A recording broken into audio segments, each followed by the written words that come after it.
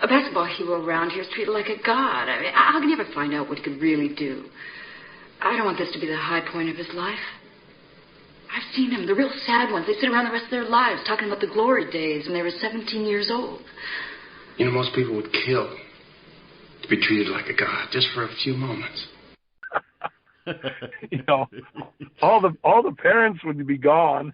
You know, there may be a few, but you know what's funny though is I saw Brian Canada made a comment that he would rather run, I guess, Coach Butcher's suicide drills than recollect the past 50 from 50 years ago. I guess it may be harder to recollect 50 years ago than running the suicides. Oh.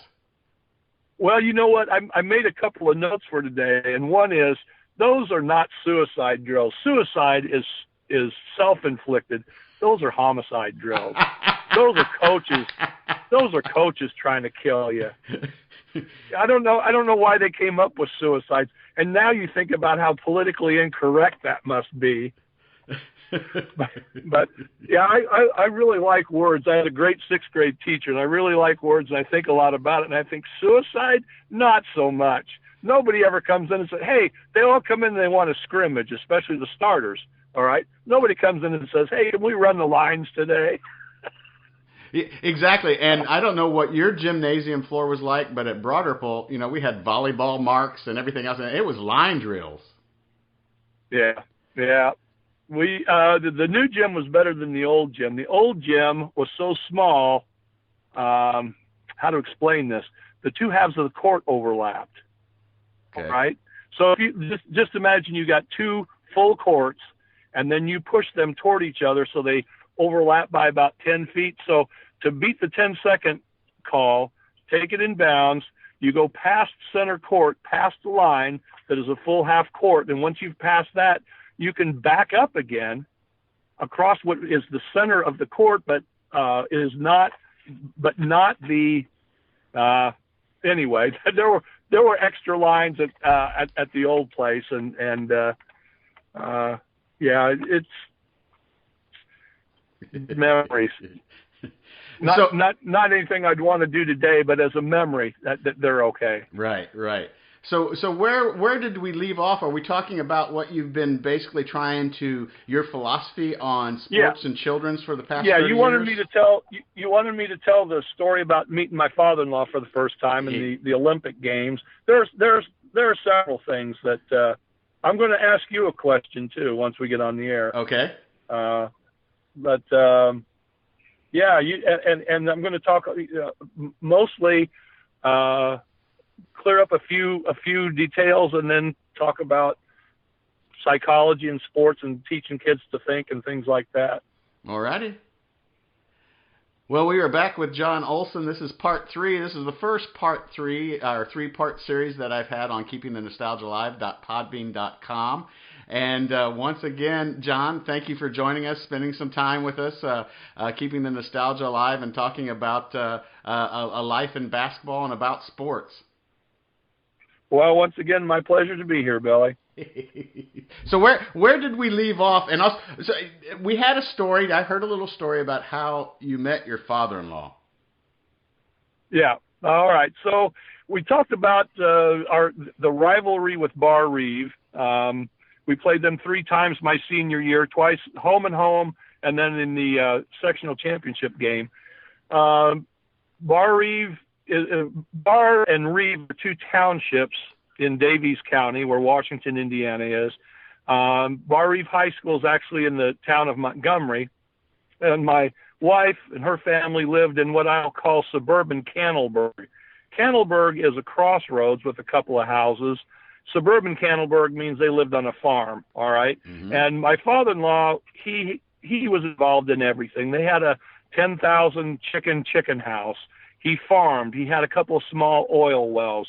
He drove a school bus. He had his finger in just about every pie, and he had an establishment in Montgomery called the Farmer's Bar. It was right on Highway 50. And the Farmer's Bar to us in Loogootee was like the ultimate redneck place.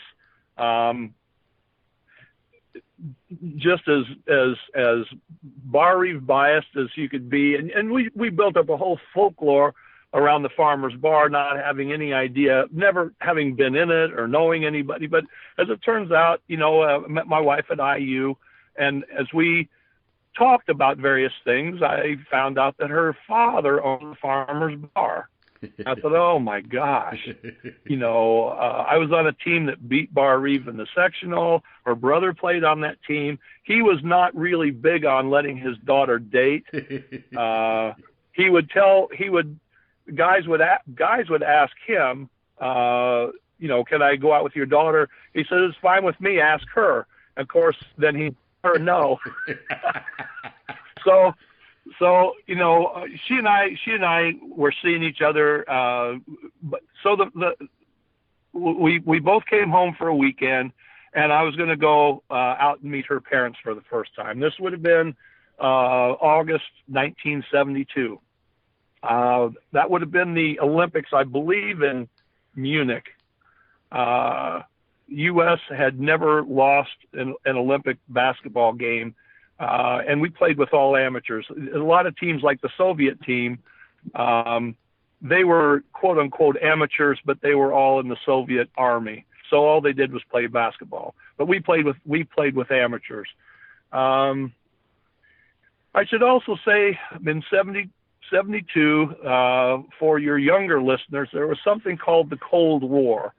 After the end of World War II in 1945, Soviet Union got a good deal in terms of what land in Europe they were able to keep after World War II, and they became a power. They developed nuclear weapons. Their philosophies were diametrically opposed to everything the United States stood for. So the Cold War meant that while we weren't shooting at each other, the two countries were spying on each other, were competing economically with each other. We'd just come off in the 50s, Senator McCarthy. This was called the Red Scare. Everybody in the United States was afraid of anyone who was a red or a communist. The communist flag is, I believe, is red with a white hammer and sickle on it. So communism or anything having to do with Russia or the Soviet Union was you just want to stay away. They were our enemies. We didn't even know them. They were our enemies. Right. In fact, we got into space because they launched the first satellite. So anyway. As it happened, on this August evening in 1972, the gold medal men's basketball game was between the United States and the Soviet Union, and it was a close game. We have college players. Of course, no pros could play. We had college players versus their, older military players, and the game keeps running on and on and on. And I'm really wanting to get out to see my girlfriend. And meet her parents for the first time. Now I'm really wanting to go out and see my girlfriend. I have to meet her parents for the first time sometime. And so I'm waiting for this game to get over. Doug Collins, who played for Illinois State or Southern Illinois, Doug Collins was one of Michael Jordan's first coaches. He gets fouled at the end of the game, 3 seconds left on the clock. He gets fouled, and the U.S. is down 1 point. He goes to the free throw line, hits both free throws, so the U.S. is up 1 point, 3 seconds left to go. Soviet Union gets the last possession, and they miss the shot. And Billy, I was like a sprinter in the starting blocks. I was waiting for the game to be over so I sprint out to the car and get out and meet my in-laws. All right? So the U.S. wins the gold medal game. This is great. My father-in-law is a basketball fan. My current father-in-law. Anyway, we'll have something to talk about right off the bat. So I'm thinking, it was a great game, so on and so forth. So I jump in the car. What I don't know is that in this 7-mile drive from my house to her house, the officials put time back on the clock. I think they may have put time back on the clock twice. But the bottom line is a court-length pass was made to a Soviet defender to a Soviet offensive player into the basket who knocked down the U.S. offender, put in a layup. Soviets won by a point.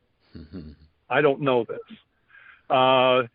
This ending was so controversial that the runner-up medals, the second-place silver medals, are still sitting in a vault someplace. The U.S. refused to accept second place because they were cheated. I don't know this. So I go out to meet my father-in-law for the first time, Bob Hart, who owned the Farmer's Bar, Bar Reeve Redneck Bar, would have been as conservative as the day is long. And the first thing I say to him is, wasn't that a great game? It couldn't have finished any better.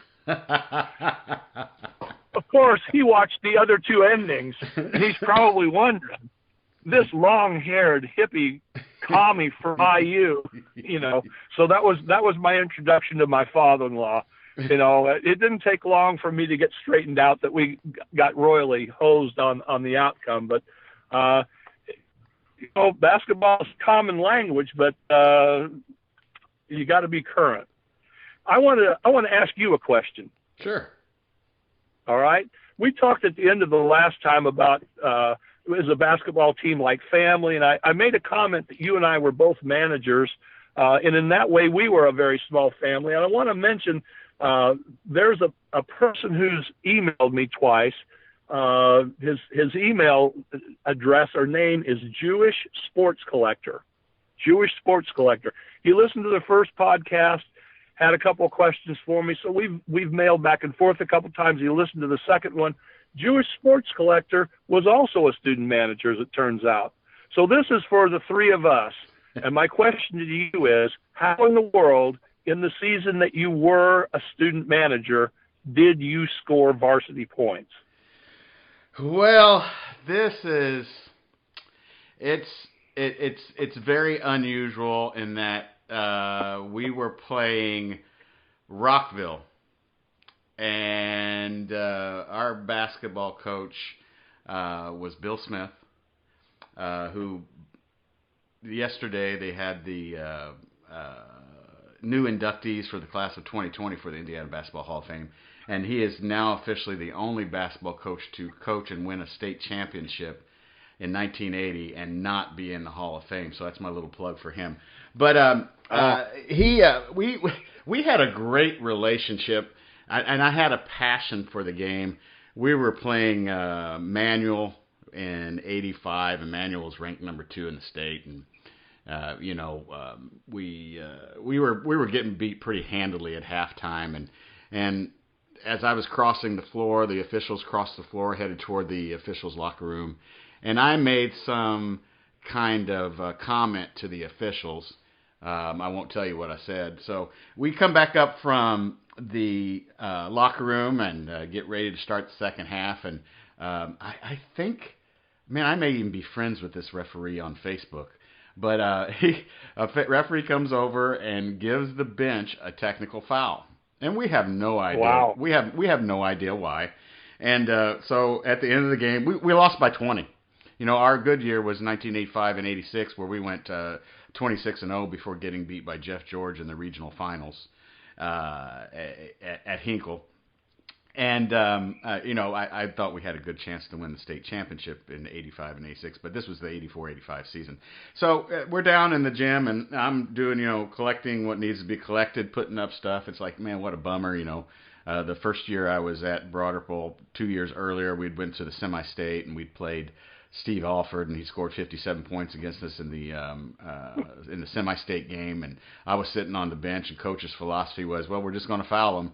Well, that worked out for Newcastle because he went 25 for 25 from the free throw line, and it was the most outstanding basketball game that I've seen in person myself. So Coach comes in and says, Billy, I want to see you, and Coach Smith, I'm assuming, is a lot like, from what I understand from you guys, a lot like Coach Butcher. When the coach asks to see you, and you really don't know what you did wrong, it's kind of like, oh crap.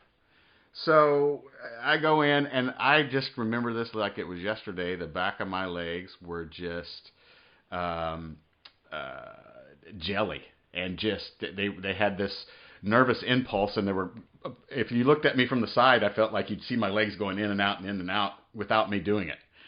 And he said, look, and I still have no idea what happened. He said, look, I wish that you would have the passion, that the rest of the team would have the passion and the love for the game, and then your passion for the game. And I said, yeah. But, you know, and you don't have the skills, but I love your passion. I love how you love Broad Ripple basketball. But I'll tell you what, if we would have lost by 2 points, I would be kicking your ass right now. And I lost. Manager, I took everything in like a sponge, you know? Yeah. Gene Ring was our athletic director. Gene Ring played for Branch McCracken. Gene Ring was the freshman and assistant basketball coach for Branch McCracken for years.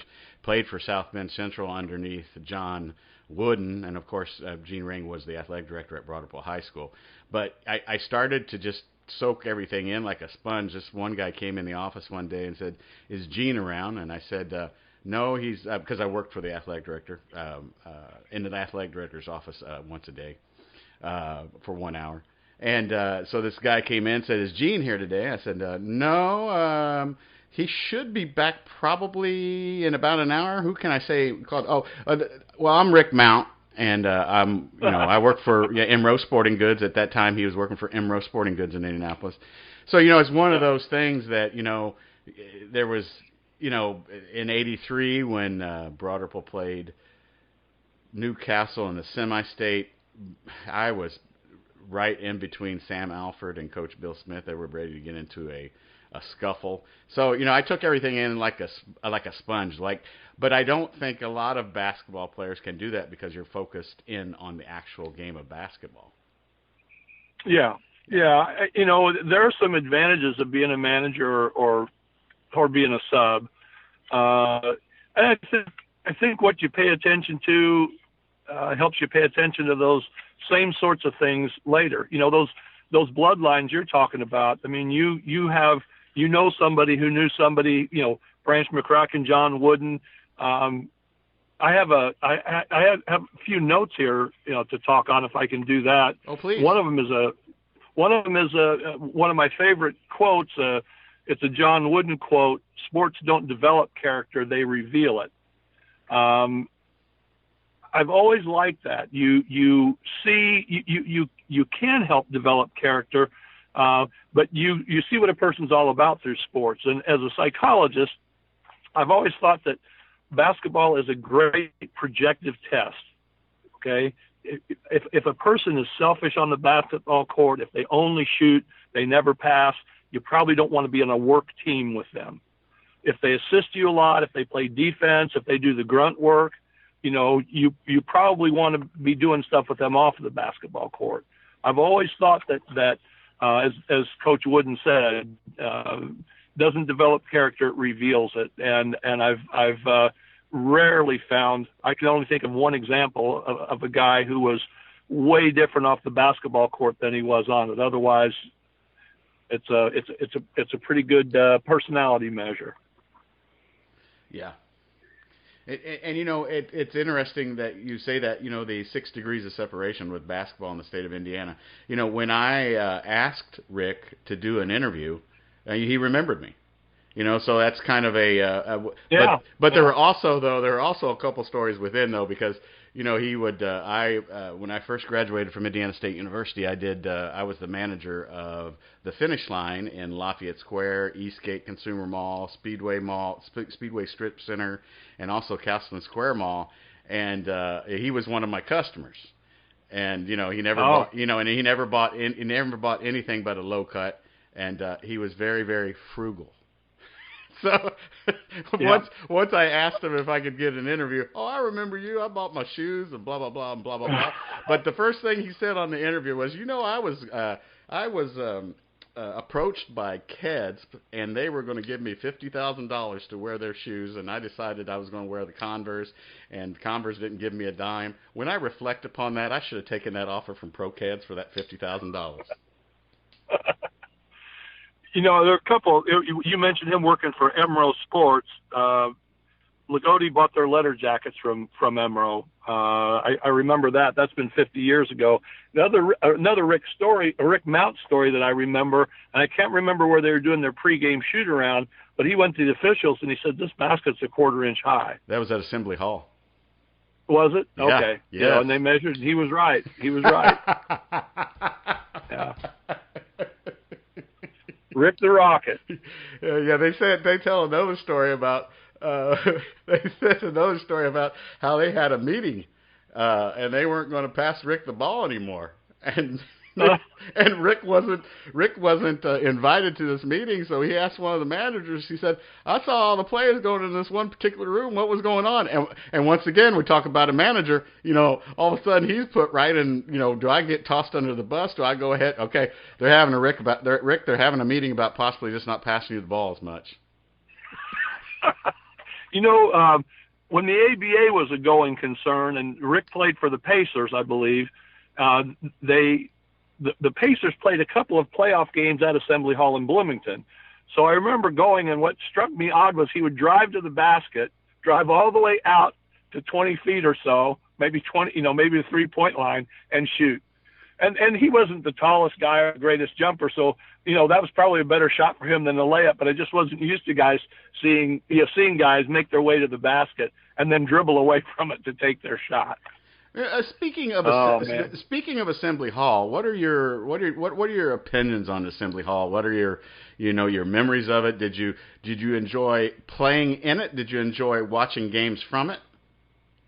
I think, and I haven't been in a lot of arenas, I think as a spectator, it may be one of the worst places to watch basketball. It was built with virtually no seats at either end of the court. This is when it was first built. If you're sitting in the balcony, I remember going to see, I can't remember who it was. I was sitting in the balcony and somebody from IU shot, and I was looking almost straight down through the basket. I couldn't tell whether he dunked it or not. There was no perspective.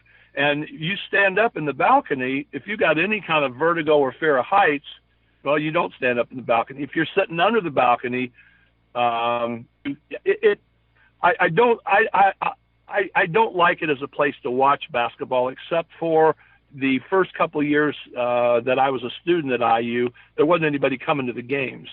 So for 50 cents, you could get, it was called the Bison Booster Club. You could get a student booster club ticket for 50 cents, and then you could sit in the seats at either end of the court, so you could see the elbows and you could see sweat flying off of people. Now, because the way it's built, it's like everybody is stacked up high on each side, and it's incredibly loud. And there's just the pageantry of it. The national championship banners and all the red and the candy stripe pants and all that stuff. I have a son-in-law. My son-in-law went to Purdue, and he would say the same thing about Mackey Arena, which, by the way, I think is a much better place to watch basketball. Or Indiana State University has a smaller arena. Holman Center seats about 10 or 11,000. Not a bad seat in the house. It's a big bowl. I'm probably gonna jump around some, Billy. That's okay. I heard somebody described. We had our 50th reunion of the Loogootee state finalist team a couple weeks ago, and somebody referred to somebody else as the Forrest Gump of basketball. Here was my life in the 70s. 1970, the team went to the state finals. 1971, we went to the semi-state final. 1972, I played freshman ball for IU, played against the guys who ended up, played pickup ball against the guys who ended up being undefeated national champs. That ended in 1977 or 76. Came to ISU for the 76-77 season. A tall, skinny, blonde-haired kid named Larry Bird, played 77, 78, 79. Man, I was around the winningest basketball for the decade of the 70s. You talk about Forrest Gump, being in the right place at the right time. It was fantastic, And Holman Center was a place. The year before Bird came to Terre Haute, I don't know if I told this one or not, but the year before Bird came, a friend of mine and I would play pickup ball, and we took our 5-year-olds with us, and they played on the sidelines. We'd hustle over to Holman Center to watch ISU play. We'd get there at game time, sitting about the third or fourth row, and have to hush our kids so they wouldn't distract the players on the court. All right. 3 years later, CBS, ISU, Larry Bird, these are the games of the week. You can't get a ticket. The place is packed.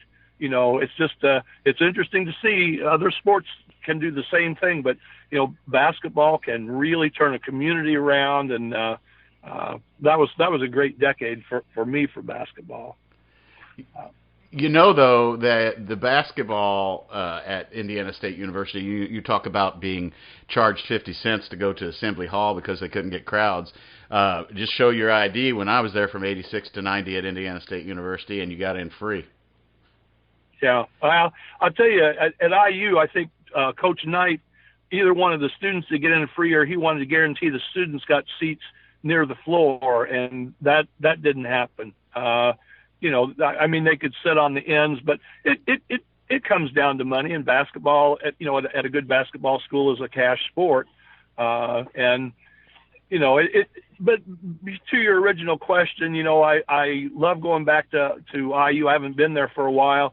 Took my grandkids one year, wanted to show them the court. It was all locked up. Couldn't get in. Went to the equipment manager. Said I used to play here. Named the guys who were the equipment managers when I played. Oh, you knew Red. You knew Warren. Hey, we'll unlock it. So they let us into the assembly hall, and we stood right on the Indiana logo in the middle of it, and let them take a look around how big it was. And I should just imagine it was 17,000 people in it. Good memories. What did you think of the floor at the Hellman Center? Did you like it? Was it not one of your favorites, or do you prefer? No, I didn't. You're talking about the tartan floor. Yeah. I really like wood better. You get a different kind of floor burn on that tartan floor. You could slide on some of them. Some of them, it was just like an eraser, and you stuck to them. I really like the wood floor. I think I always thought they were easier on the knees. I've had 10 knee surgeries, and I just thought wood was more forgiving. The problem is, from time to time, you'd have wood floors that would have dead spots in them. But, defensively, you could force your man to a place where the dribble wouldn't come back up to him. So I don't know that I had seen one of those artificial floors before I saw it at ISU. But now I've seen all kinds of stuff. There's a parochial school here in town that has it's like a waffle floor. Oh my gosh, I'd hate to fall on that thing, but it's like tiles that clip together.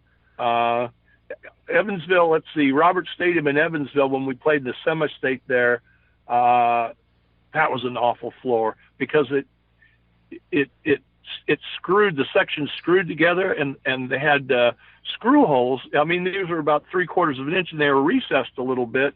It was like a vegetable grate. If you were to slide across that thing, you could really tear yourself up. I don't know how people didn't trip on it, but again, that's been 50 years ago. I'm assuming they've upgraded the technology since then.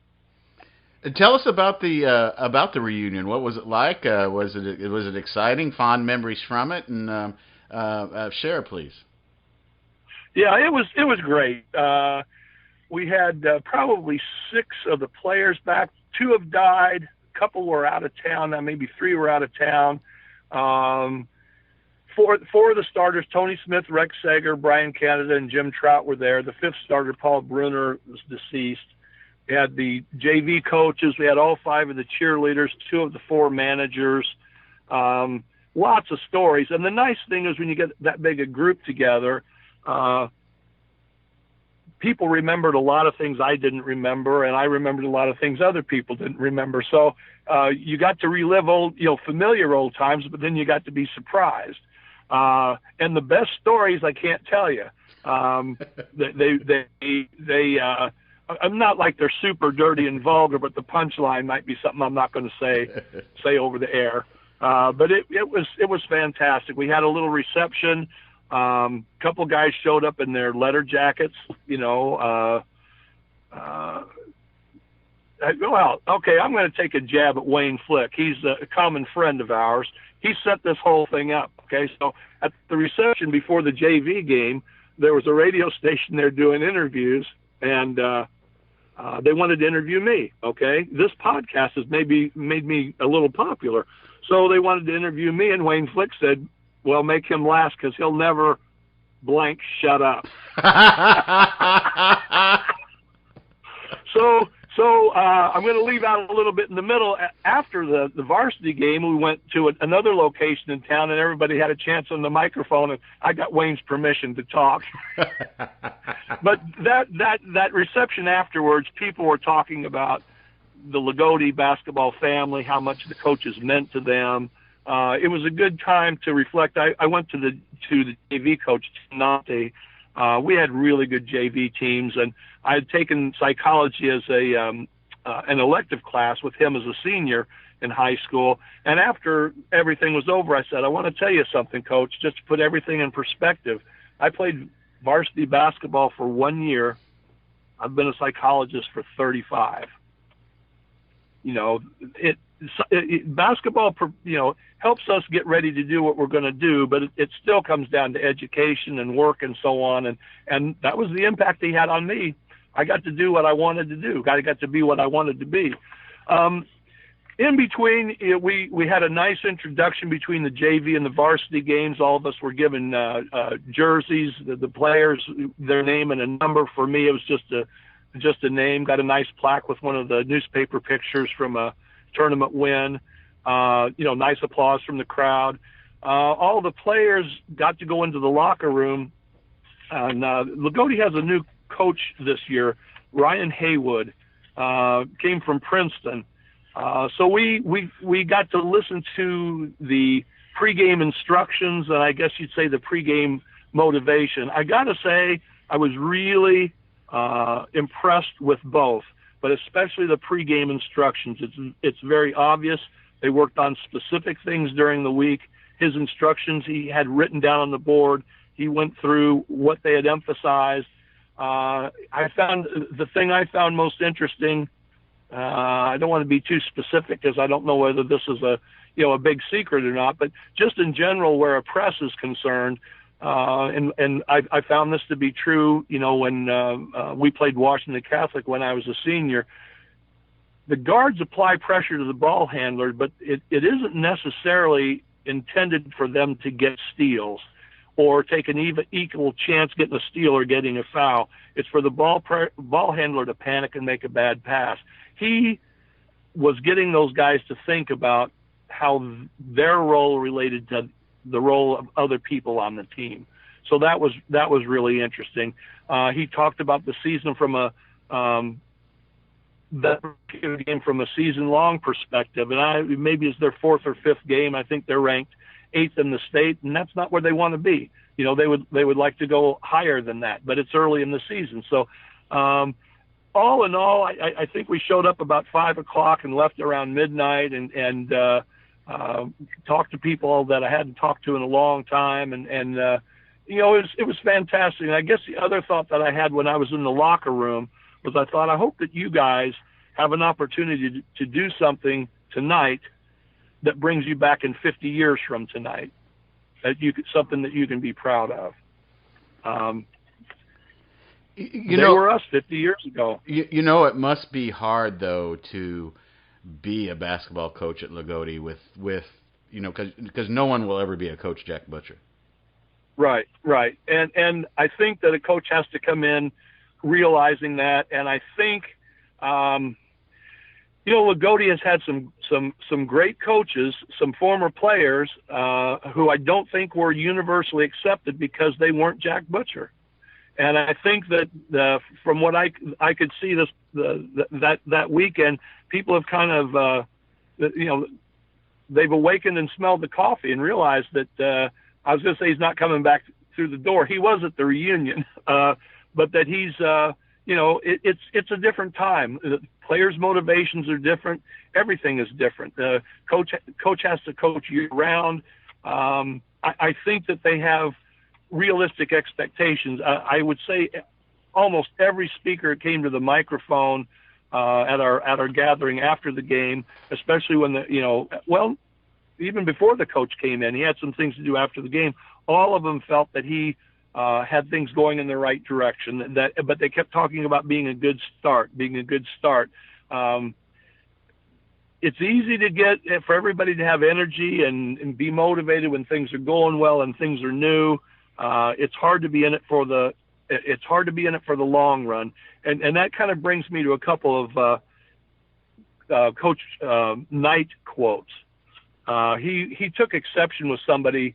A reporter probably said something, used the expression, the will to win. And he said something along the lines of, we're Americans. Every American has the will to win. You know, what makes the difference is, do you have the will to prepare to win? Which brings us to practice doesn't make perfect. Perfect practice makes perfect.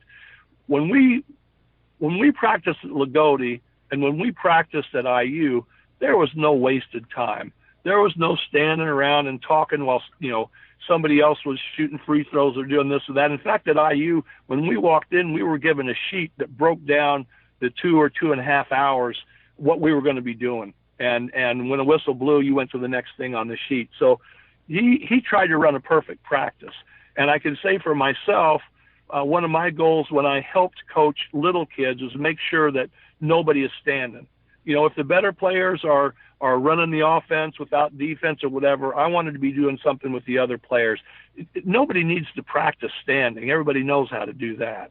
You know, I'm going to come back to coaching little kids in a second, but, you know, it always reminds me, David and Goliath, you know, what a great thing that, if you read the Bible, David was a shepherd, and there were wolves and lions, and he drove them off with his sling. In other words, David practiced all the time. Right. Okay? When he went up against Goliath, it wasn't a half-court shot.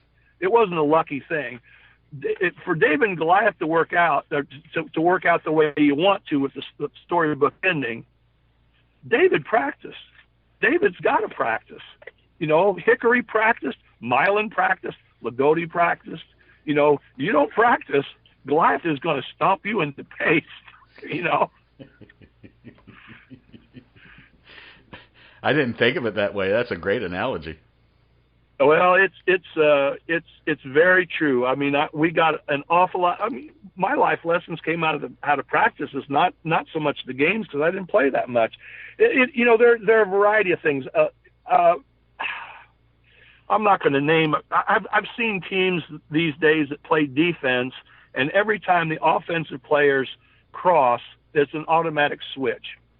All right, that's what I call no responsibility defense. At IU, we played a little bit of zone in Loogootee. We played a lot of man-to-man. At IU, the only time zone was ever played was the defensive team might have played zone to mimic the upcoming opponent. But the varsity only played man-to-man, and you never switched. Not you switched under these conditions. You never switched. When a guy was setting a pick, there was something that the pick defender, the guy defending the man setting the pick, there were a couple things he could do to help his teammate get through the pick. But if your man scored, your man scored. It wasn't, well, I yelled switch. How lame is that? You know, I yelled switch. It wasn't my fault. You know, I saw online the other day, it was over a picture of Michael Jordan. It says, if you get upset for missing a shot, why don't you get equally upset when your man scores? Well, if you're playing man-to-man in Bob Knight's system, you're upset when your man scores because that's your man. That's not Steve Downing was supposed to get him, or Steve Alfeld was supposed to switch off or whatever. And I really like that. I was talking to a kid this week, a basketball player, but it was about a variety of things. And I said, you know, the one person that you can always count on, it's yourself. You know, you can count on yourself. If you can let yourself down, but you can count on yourself. And that's what, to me, man-to-man defense under Coach Knight really taught is just total responsibility. And, you know, pretty soon you don't get any excuses from anybody about their defense. They may talk to somebody about, you know, calling out quicker so I don't get blindsided on this pick, you know, something like that, because there has to be help. But there were very, very specific rules for playing in that defensive system that worked great. But it was based on responsibility, and I enjoyed that. So, you know, I guess I kind of run my life, and the people that I run into, you know, I try to convince them that, hey, you can have other people, you can try to give them responsibility, but it isn't going to work out for you so well in the long run. John, when did the idea of what you are today come about, either in your thought process or by doing, and how has it kind of changed, or has it changed over the years? You mean my profession as a psychologist? Yes. Yeah. Well, I mean, I was interested from that class with Coach Nante my senior year in high school. Didn't know exactly what it took to be a psychologist. It just seemed like an interesting profession. People, I'm I guess you'd say a people person. People are fascinating to me. I can't be around people without starting up a conversation because I can always learn something from them. So I pursued a degree in psychology at IU, and then when I'm a senior, believe it or not, I find out to be a psychologist in the state of Indiana at the private practice level. You have to have a PhD. I didn't know anybody smart enough to have a PhD. I wasn't smart enough to get a PhD. I just had a bachelor's degree, and to think about going to school another 3 or 4 years, holy cow, man, you talk about discouraging. I did realize that a bachelor's degree in psychology wasn't going to get me anything, so I graduated from IU, came to ISU, got a master's degree, and got a job. This is kind of a quirk in my life. I've never applied for a job.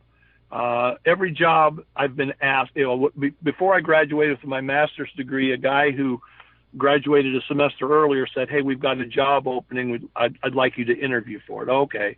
And then, from then on, it was somebody would approach me and say, "Hey, we've got an opening," so on and so forth. So I get my master's degree, and I worked for 7 years, all the time thinking about Coach Butcher, especially Coach Knight, talking about potential, thinking I want to be a psychologist.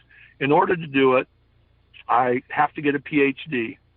All during this time, I'm playing ball with some guys that I got my master's with at ISU. Great guys. And they were graduate students in psychology. They were in a doctoral program. I talked about basketball as a projective test. These guys were all hard workers, good teammates, enjoyed what they were doing. I thought they were going to the school of psychology. And then I realized there's a psychological specialty called school psychology, and it emphasizes working with school-age kids, working with their problems, doing counseling, doing testing. Special education is heavily involved. And I thought, well, that's a really interesting, that sounds like a real interesting program. And by coincidence, I ran into the guy who was in charge of admissions for that program.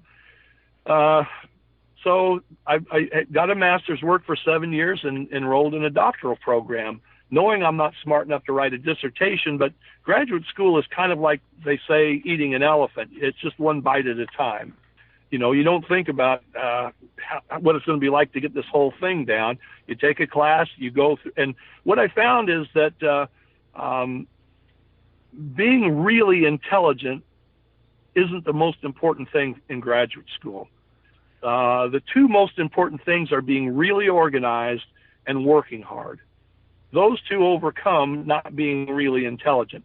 Now, I would say in basketball, if you're really organized and you really work hard, that might overcome, not being as intelligent as some others. So, basketball had set up habits for me that made, I'll just tell you, I had a little over a B average GPA when I got my bachelor's degree. My doctoral program was a 4.0. Loved every minute of it.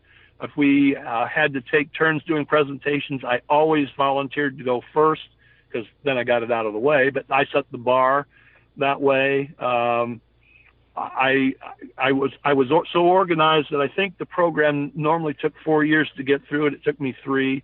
So it prepared me for whatever came up. I did not get. There was a very prestigious internship that I didn't get. I got an internship at our local mental health center in Terre Haute. which, it's kind of Forrest Gump again. I was in the right place at the right time. We started an alternative program the year I was an intern. For the third interview in a row, Billy, I'm sitting out in front of Terre Haute South Vigo High School. I just walked through an alternative program that is one of the offspring of that alternative program I was involved with starting 35 years ago. Oh, wow. I ended up, from my internship at the mental health center, I worked there for 7 years. I got my private practice license, worked a couple of other places, and my last 22 years ended up working in the Vigo County School Corporation and a couple corporations around, working in the special ed co-op, and enjoyed every minute of it. Tremendous variety. I specialize in angry students, angry staff, and angry parents. And when I say angry, some of it's legitimate frustration, confusion. They don't know what to do. I was in a position where, I could help out people tremendously, where I could mentor other professionals. The person who took my job, man, I raised her. She spent 5 hours shadowing me when she was first a graduate student. Then she did an internship with me. Then I tried to hire her and eventually did, and she worked under my supervision for several years. All the while, me knowing she is the logical person to take my job when I retire because she will do it better than me. And she does.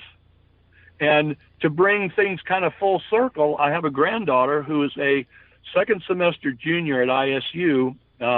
She's a social work major, and she's going out to do her first field experience.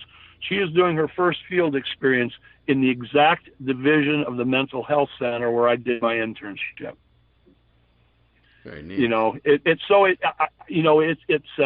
I run into people that will make eye contact with me a little too long, and then they'll come over and they'll say, I always remember something that you said, or I kind of cringe because, not everything that drops out of my mouth is, a pearl of wisdom.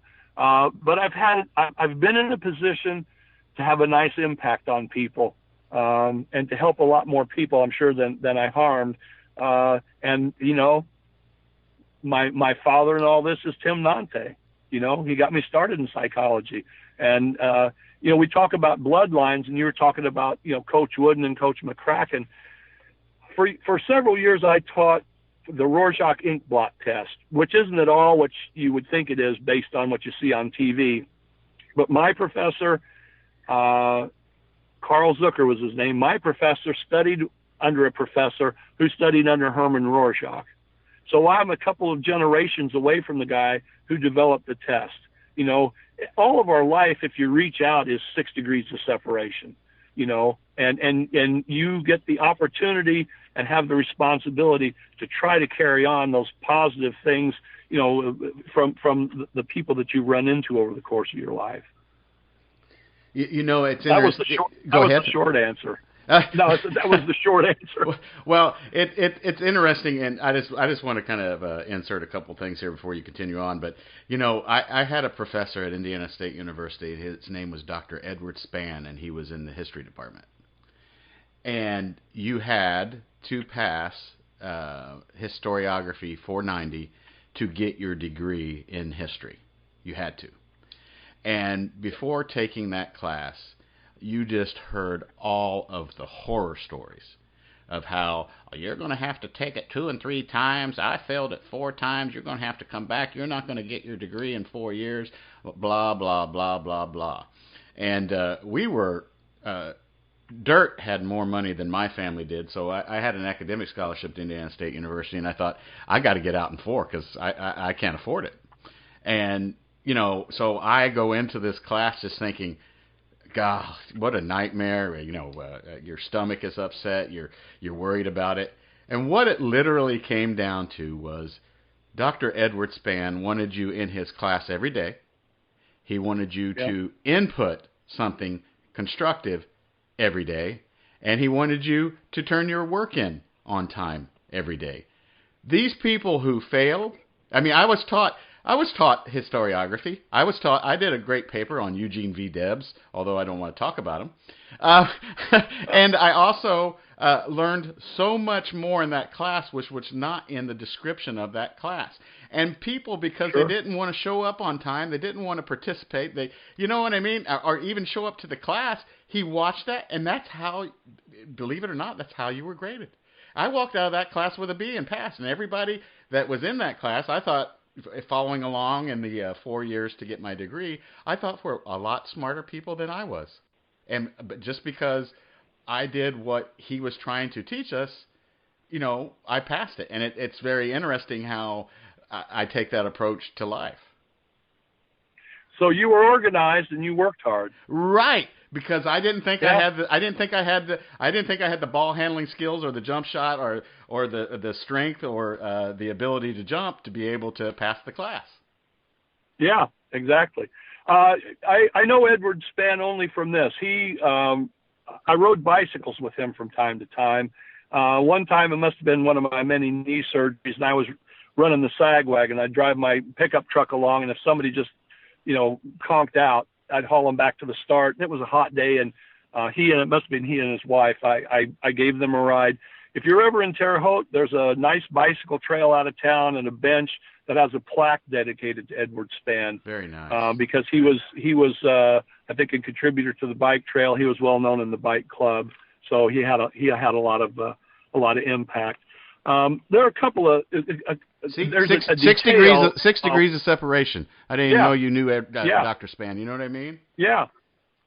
Hey, I wanted to say, because the weekend we had our 50th reunion, Jack Butcher's oldest son, Bill Butcher, was honored for, I think, what would it be, a 25th anniversary team or making it into the Hall of Fame. He was honored individually. So I have to say this.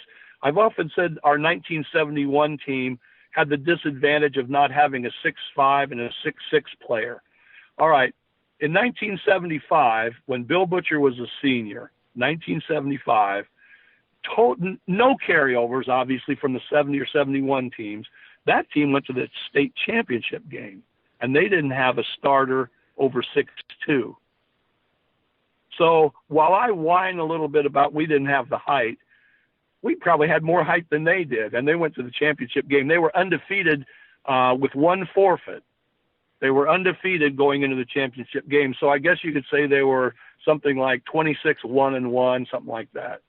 They beat Springs Valley at Springs Valley with Larry Bird. So I just wanted to give a shout out and give them some credit. And another thing, if I may, to tie psychology to basketball, I've said that I wasn't a very good game coach, but one summer I decided that I wanted to experiment with teaching kids to think on their own playing basketball. So my son was probably a 6th or 7th grader, and I got about 6 or 7 of his buddies, and we put together a team for a summer league. You often, you shoot around before a game, even before the warm-ups. We would go to an elementary school in town. We would shoot around a little bit before our summer league game, but mostly we would talk about what might come up in the game. And I had taught these guys 5 defenses, and they were 1, 2, 3, 4, and 5 fingers to indicate the defense, and talk generally about under what circumstances you would use what defense. But I told them, I want you to look at the bench and signal me what defense you think you should be in, because I want you telling me what's the right defense. And I always remember we were going to play a team that had a really weak ball handler. He didn't start, but we had talked about, when this kid comes into the game, man, we got to pick him up on a man-to-man press. So halfway through the game, buzzer sounds. This weak ball handler's checking in. All my guys look over the bench with 5 fingers up. That's what I was going for. I wanted them to be telling me. I wanted them to think. Another great experience from that team was we took advantage of the other team's weaknesses and our strengths, and we had our forward on the right side scored 3 times in a row. Really excited. Scored 3 times in a row. The other team calls a timeout. My team comes over. They're all excited for the forward on the left-hand side of the court. He says, when are we going to run the play to my side? Eric's doing all the scoring. I said, well, he is. He scored 3 times, and his defender's pretty weak. I said, what do you think? Why do you think they called the timeout? Well, because we scored 3 times in a row. I said, yeah, what do you think they're talking about over in that other huddle? And somebody says, well, they're going to take that weak defender off of Eric and put somebody stronger on him. I said, yeah. I said, now, where do you think that weak defender is going to go? My forward on the left-hand side, his face lights up. He's going to guard me. So I look at my guards and I said, where do you think would be a good place to run the play when we come out of this timeout?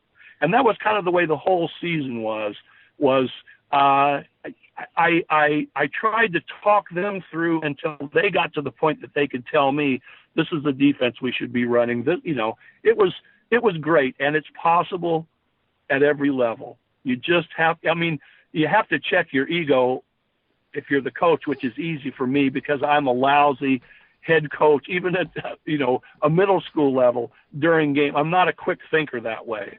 So it was a great advantage for me to teach those kids to think. The only absolute limitation I put on them, Billy, was I didn't feel we didn't have anybody who was going to shoot above 33% from the three-point line. I think it messes up your offense if you're cranking up three-pointers. I know as a rebounder, it's hard to get rebounds, and I told the guys we absolutely were not going to shoot three-pointers unless I gave them the sign, and the sign was Jumanji. Jumanji was a popular movie, the original with Robin Williams. Right. If I said Jumanji, we were either so far ahead that I was going to give them some leeway, or we had to score three-pointers. So there's a kid a little bit taller than me. He's got a beard about down to his navel. Nice kid. When I see him, about the first thing he always says to me is Jumanji. Those guys still remember. We couldn't shoot the threes. I hope that they learned a lot. It renewed my faith that kids at all ages in sports can and should think for themselves if they just be given the chance. This mentoring that you do, since we've been doing our interviews, and you're at Terre Haute South, is this something that you really enjoy doing? And how long ago did you retire, and what else do you do in retirement? Well, I retired about 6 years ago, and my goal was not to commit to anything. I did make the mistake of taking a really good I think it was 2 half days a week job. I was doing mental status exams for Social Security. It wasn't an ongoing. It wasn't where I had to worry about. I'd see the person once. I'd test them, make my recommendations, my report, but I had to show up someplace. Wear socks, a belt, shave. It forced me to use a computer, and I just really, I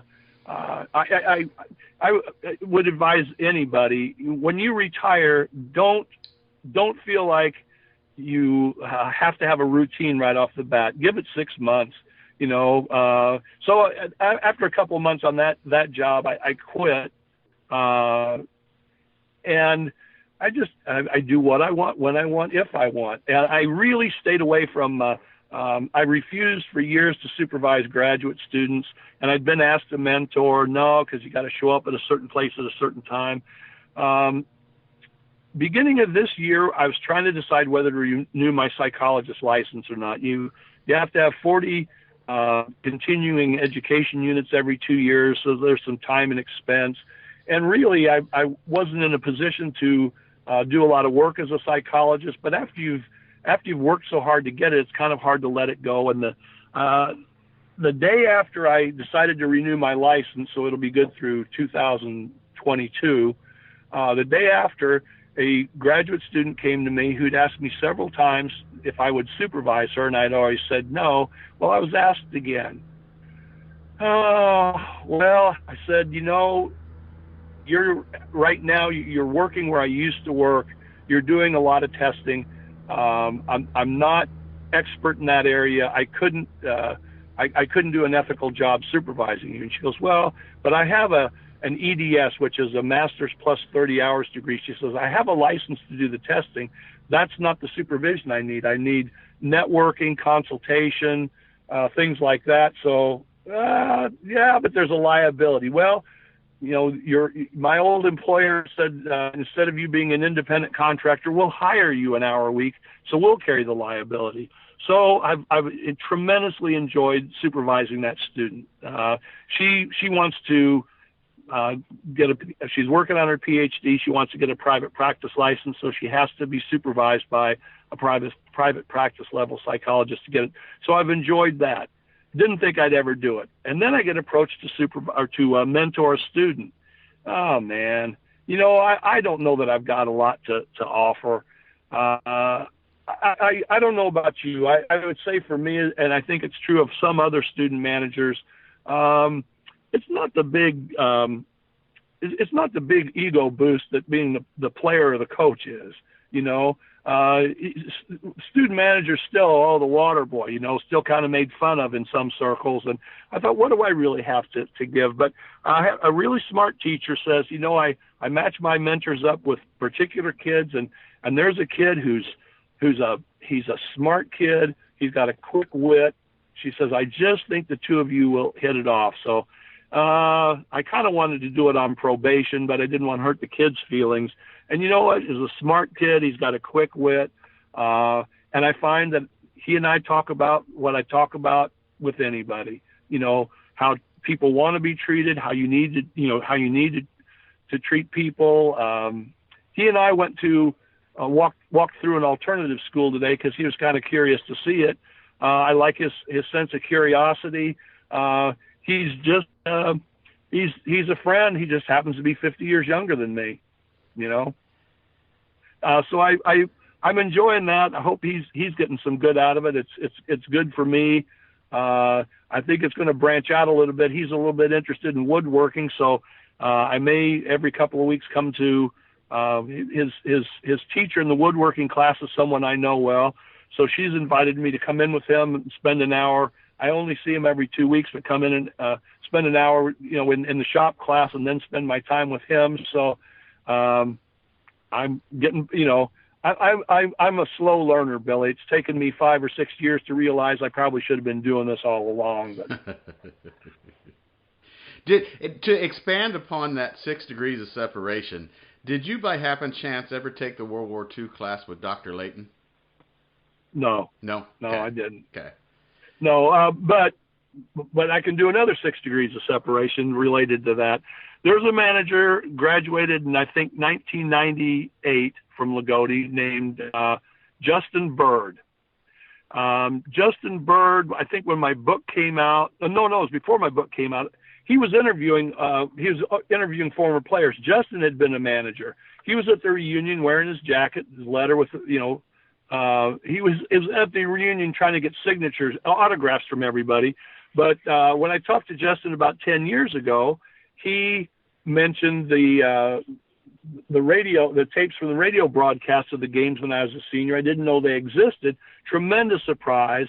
Made copies. I enjoyed those tremendously. And in the course of talking about those, he talked about when he interviewed my dad. I said, what do you mean? He interviewed and so it was a high school history class. I think it was high school. Could have been college.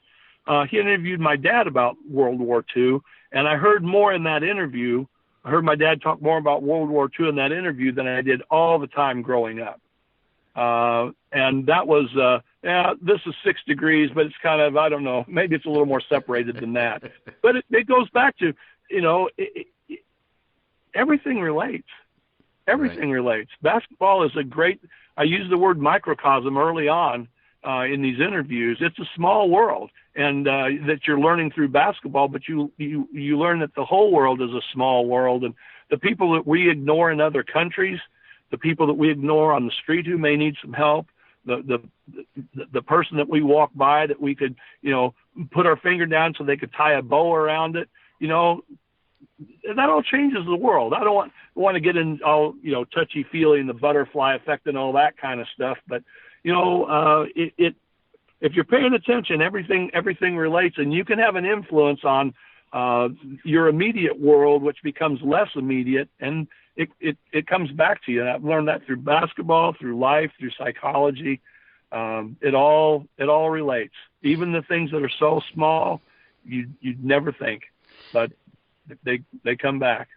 You know, doing what you do and have been doing it for so long and how good you are at it, can I get your take on what you think goes on in Coach Knight's mind now about going back to Indiana University, or acknowledging or letting them celebrate him at the school? Oh, I'm going to take a hard pass on that, or a medium hard pass. You know, he's a very proud man. Sometimes pride can be looked at as stubbornness. I think darn near everybody that he had a beef with, or who had a beef with him, is dead. I think that I would hope that he would be gratified at how warmly, how fondly he's remembered. I think it would mean the world to former players and to the fans.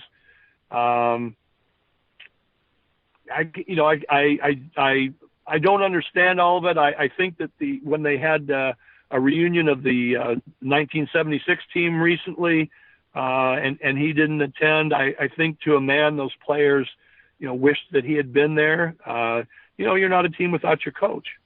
Coach Butcher, came to our 5:00 reception. He sat through the games with us.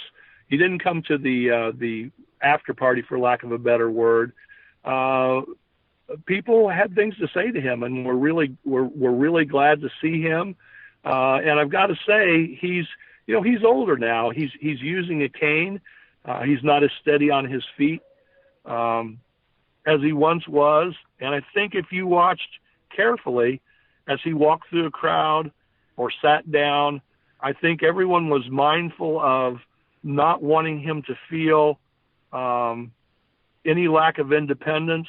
But Billy, if he had started to totter or fall, I think there always would have been a couple players there to catch him, because they were watching. He took care of them 50 years ago. That's awesome. Yeah. He's their basketball dad. They're going to take care of him, and so it goes. We saw Coach Butcher, then we're kind of an older generation, but we saw the 8th ranked Class A Lions take the court and do exactly what their coach told them to do, and you just keep passing it down and passing it down, and it can be a pretty pure and wonderful thing if you remember that the point isn't to win basketball games. It's to teach kids to learn how to win basketball games and how to pass the history course at ISU with Dr. Spann that almost nobody passes the first time around, or to get a PhD when you're not smart enough to get a PhD, or to get your job. It all runs together. I read something, a couple of interesting things recently. One was about dream jobs, getting your dream job.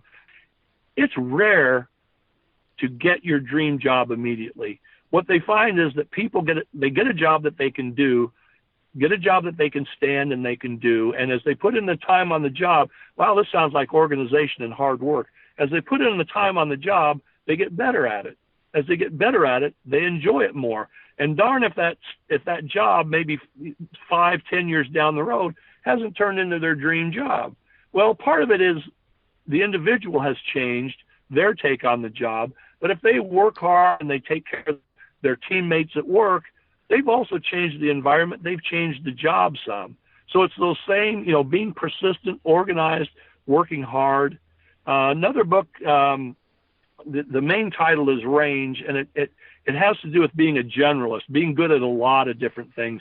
When I was going to Loogootee High School, every sport had a season. No sport was year-round. Today, I can't imagine a cross-country team starting training in August. I see high school cross-country teams running in the snow. They train year-round. Everybody specializes. But the premise of the book Range is that you are overall, I think, better adjusted and more adaptable and more successful if you are open to a variety of different experiences and you wait almost as long as you can before you decide what you're going to specialize in. I used to see when I saw individual patients, I saw high school, a couple of all-state athletes, academic honors, class officers. I saw at times the cream of the crop. And one thing that many of them had, I would say most of them had in common, is they were not willing to start an activity they'd never done before. They didn't want a new sport. They didn't want to try to learn a new language. They were trapped by success. Everybody expected them to get straight A's. Their parents had high expectations. There's nothing wrong with high expectations. They had impossible expectations. The worst thing you could do is fail. Is get a B. A B would be a failure. Can you imagine? It sounds like maybe you can't. I couldn't either. If the expectation was you're going to get straight A's and the only place you can go is down. And the sports analogy to that is the year, late one NBA season, Wilt Chamberlain was averaging 55 points a game, and he slacked off, so he ended the season just averaging 50.5. He said he'd created a monster. If he scored 40 points in a game, people were disappointed. Yeah. And he had to score 60 points the next game. And I see these students who there's no joy in it anymore. There's no discovering means maybe failing or maybe not being the best. So I think that the adaptability, developing range, organization helps you overcome shortcomings. Basketball throws you zone defense and man-to-man and full court and three-quarter court and pick them up at the volleyball line is a new thing, and on and on and on. You learn to be adaptable, and I can tell you as a psychologist, lack of adaptability is probably the thing that messes people up more than anything else. Something changes and they don't know what to do about it, or they don't think they know what to do about it. I would say, the overwhelming majority of the patients I've ever seen they know what to do. They just kind of need permission to do it. So how do you become adaptable? What are your rules for that or steps for that to become adaptable? Well, there was a psychiatrist on the old sitcom MASH, Dr. Sidney. I can't remember his last name, and he had a poem. He said, "Ladies and gentlemen, take my advice. Pull down your pants and slide on the ice. Don't be afraid to take a risk, make a fool of yourself. Nothing ventured, nothing gained. If a person thinks that this is probably the right thing to do, yeah, then do it." Okay. Often the worst that you can do is maybe fail, but if it's not going to hurt you physically or hurt anybody else or kill you financially, everybody fails. Edison probably holds the world record for the most patents, I would guess. Don't know that for sure, but I'll bet you he had a lot more failures than he had patents. Well, so people would come into my office and I would keep saying, "Well, what do you think? What do you think?" And they'd tell me what they think. Well, what's wrong with that plan? And then we'd kind of go through what might be wrong with a particular plan, what might be the pitfalls. But then the assignment for the next session was that they're going to try what they think is the right thing to do. And people have pretty darn good instincts about what the right thing is to do. And then you adapt, and there's nothing that succeeds like success. Whether it's a kid I was seeing or I was seeing the parent, I'd give them this is the way I'd put it. I would set the bar of expectation so low that they would trip over it. All right. I would make their assignment for the upcoming week so simple that they would have success, because that's really what I wanted them to see was they could make a small change and be successful. Okay, now let's try a bigger one and a bigger one and a bigger one. My goal was always to become unnecessary, that people could tell themselves what they needed to do. And I think for a coach, their job should always be to become unnecessary. That this is another Bob Knight story, and forgive me if I've told this one again. I read this in a book about the 1976 team. I can't imagine this happening very often with any coach, but Quinn Buckner checked himself into a game. He was out for a breather. He was watching the action on the court, and a couple of things happened, and he was so certain that the coach was going to send him in that he just ran past the coach and to the scorer's bench and checked in. Now, that's when you've known you've done a good job as a coach. When your player knows what to do without being told. So Quinn Buckner, I would say, is probably a pretty darn successful guy in life because he's taken the chances, and success breeds success. You know, we've had almost 4 hours of stories and, in my opinion, at times therapy.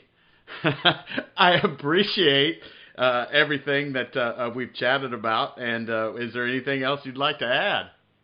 Well, there are a couple things. First, please, I hope that Wayne Flick puts some cotton balls in his ears in case they're bleeding. He looks like he's a great sport, though. I'll tell you something. Had a lot of pictures from this weekend, and my favorite picture is Wayne Flick. He's leaning against the wall in the tunnel outside the locker room, the Lions locker room. Yeah, he's talking to somebody, but he's got his head thrown back and laughing. That is my favorite picture. That is just somebody enjoying the heck out of life.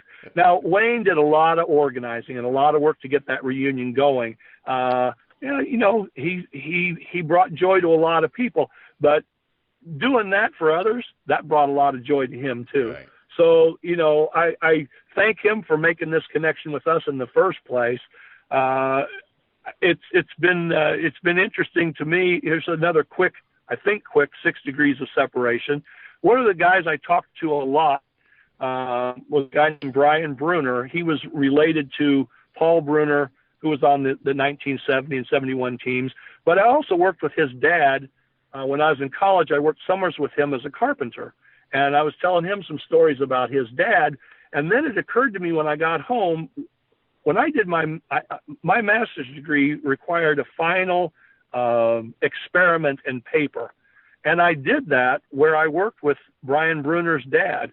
It was to increase job satisfaction for the employees that I worked with. That was my final paper. So the guy I spent talking to about as much as anybody loved Loogootee basketball, but I had another connection to him through his dad. So he'll probably hear this before he's going to get a copy of that, the original, the study and all the cover letters to the president of the organization. All this stuff was from 1976. I'll get that in the mail in the next day or two. And I hope he and his dad enjoy going back and reliving some of those times from Loogootee, some of the work times. So it's been nearly 4 hours. These were supposed to be 45 minutes apiece, right? Oh, no, we go over a little bit of an hour each. Okay. We could probably bill for 5 hours. Well, I tell you what, I've enjoyed it. I've talked about, everything that I wanted to talk about, and I really appreciate this opportunity, and I hope you're not losing listeners over this. Just tell them this is the last one. No, and you know what? It is very interesting. I have found in doing this for the past 5-6 years that there is nothing like the passion that there is from Southern Indiana basketball, especially Loogootee, and I've kind of felt kind of special that you guys have kind of, I've interviewed Coach Wagner, I've interviewed Bill Butcher and Kevin Biggs, and other people with the program, and you guys have kind of opened the door for a big city kid or a Broderpool kid to be a part of your lives and kind of sharing the nostalgia and enjoyment of the game of basketball and what it was like to grow up and live in Loogootee. Well, I'm sure that all the listeners the interviewees have appreciated the opportunity to share Loogootee basketball, and the listeners that I talked to a couple this week who were interrupted. Somebody was interrupted when I was shooting my 1-and-1 with no time on the clock as an 8th grader, and had to tell somebody else, "Be quiet! I've got to hear how this comes out." It's good. It's good entertainment, but it's life lessons, and everybody at that reunion had led a productive life, to this point. My friend Rex Sager had a doctorate in education. Another one of the managers had his law degree. Guys I went to IU with played on the freshman team. A guy John Campster passed the CPA test the first taking. Steve Allfeld's an orthopedic surgeon. Steve Green is a dentist. If anything that any of us say or any of us repeat can give somebody an idea to give somebody else an idea, this will just keep giving, And you're the point guard, You're getting this message out. You're orchestrating it all, and can't thank you enough for the assist. You know what? I think I'm going to just stick with. I'm still the manager. I think that Okay. Everything that you said falls under that same category. So. Yeah, that's true. Yeah. Well, thank you so much, John. I appreciate your time. Oh, you're welcome. It's been my pleasure.